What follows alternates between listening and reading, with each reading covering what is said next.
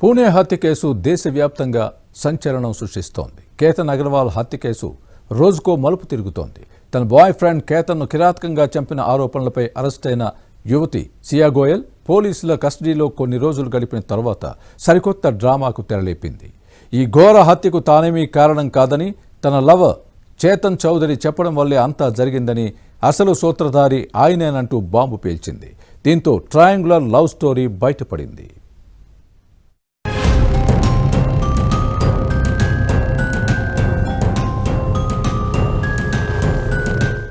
మహారాష్ట్ర పూణే నగరానికి చెందిన 25 ఏళ్ల రియల్ ఎస్టేట్ వ్యాపారి కేతన్ అగర్వాల్ హత్య కేసులో రోజుకో కొత్త విషయం బయటకొస్తోంది. అతన్ని పెళ్లి చేసుకోవటం ఏమాత్రం ఇష్టం లేదని అమ్మాయి చెప్పినా అతను నిశ్చితార్థాన్ని రద్దు చేసుకోకపోవడంతోనే చంపారన్న విషయం బయటపడింది. తన ప్రియుడు చేతన్ చౌదరితో కలిసి ఈ హత్యకు కుట్ర పన్నినట్లు పోలీసు విచారణలో వెల్లడైంది. దర్యాప్తులో భాగంగా కస్టోడియల్ ఇంట్రాగేషన్లో నిందితులు ముందుగా ఒకరిపై ఒకరు నెపం వేసుకున్నప్పటికీ చివరికి విచారణలో తమ నేరాన్ని, వారు పోషించిన పాత్రలను అంగీకరించారు.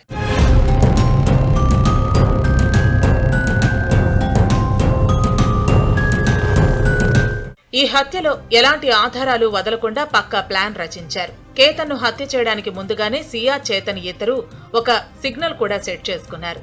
ప్లాన్ ప్రకారం ఏవి ఎరగని కేతన్తో కలిసి సియా నడుచుకుంటూ వెళ్లి అనుకున్న ప్రదేశంలో ఆమె కింద కూర్చోగానే వెనుక నక్కి ఉన్న చేతన్ చౌదరి వచ్చి కేతన్ను లోయలోకి తోసేయాలని నిర్ణయించుకున్నారు.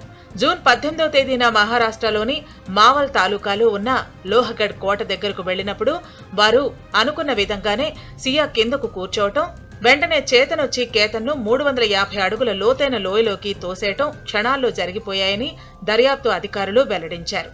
అసలు ఏం జరుగుతుందో కేతన్కు ఊహించే అవకాశం కూడా దొరకలేదు.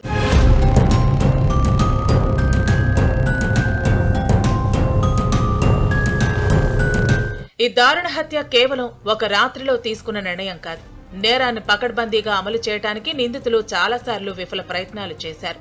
మే 31వ తేదీన సియా కేతన్ను లోహగఢ్ కోటకు తీసుకెళ్లి వించుకట రిడ్జ్ సమీపంలో ఎవరూ లేని ఒక ఏకాంత ప్రదేశాన్ని హత్య చేయడానికి అనువైనదిగా గుర్తించింది.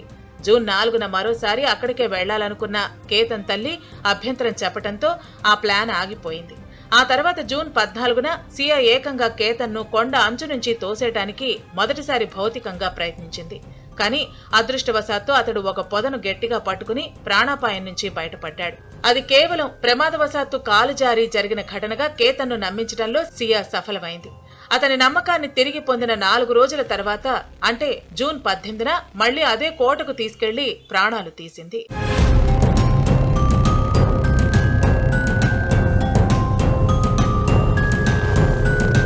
హత్య జరిగిన రోజు నిందితుడు చేతన్ చౌదరి పోలీసులకు ట్రేస్ కాకుండా ఉండేందుకు తన మొబైల్ ఫోన్ను స్టోర్లోనే వదిలేశాడు.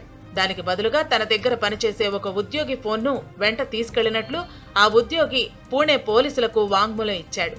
ఇంత పక్కాగా చేయటం వల్లే ఈ మరణాన్ని ప్రమాదవశాత్తు కొండపై నుంచి జారిపడినట్లుగా కేసు నమోదు చేశారు. కానీ పోలీసుల లోతైన దర్యాప్తులో, క్రైమ్ సీన్ పరిశీలనలో ఇది పక్కా ప్రణాళికతో జరిగిన హత్యగా ఆధారాలు లభించడంతో సియా, చేతన్లను అరెస్టు చేశారు.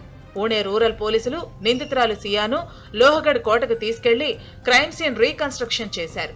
ఫోరెన్సిక్ బృందం కూడా ఘటనా స్థలాన్ని సందర్శించి మరింత పటిష్టమైన ఆధారాలను సేకరించే పనిలో నిమగ్నమైంది.